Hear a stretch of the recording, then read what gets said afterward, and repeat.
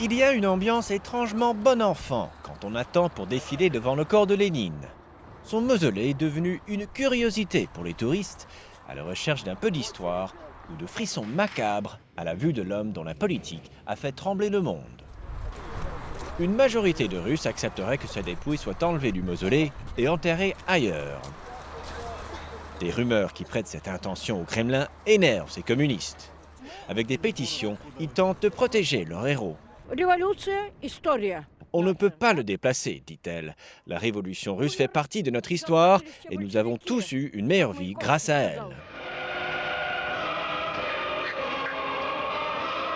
Vladimir Ilitch Ulyanov, ou tout simplement Lénine.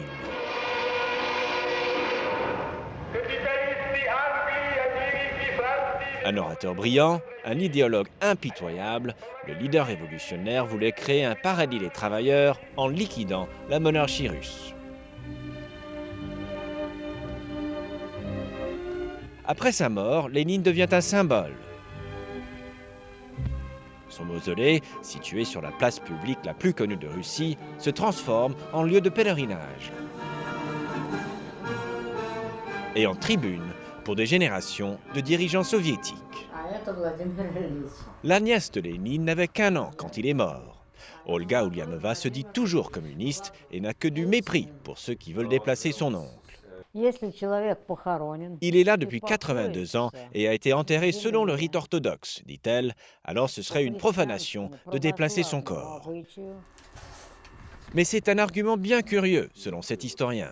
D'après lui, Lénine est un criminel d'envergure mondiale, responsable de la mort de millions pendant une famine artificielle ou aux mains de la police politique, et il ne mérite pas d'être honoré.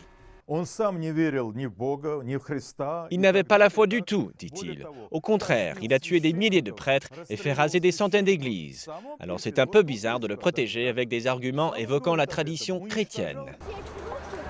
Mais les traditions, elles vont et viennent, comme les touristes sur la place rouge. Et si certains à l'avenir regrettent le dirigeant communiste, ils pourront toujours se tourner vers le secteur privé, c'est-à-dire vers ce sosie de Lénine qui ne propose pas de révolution, seulement quelques clichés contre des dollars américains. Nick Spicer, Radio-Canada, Moscou.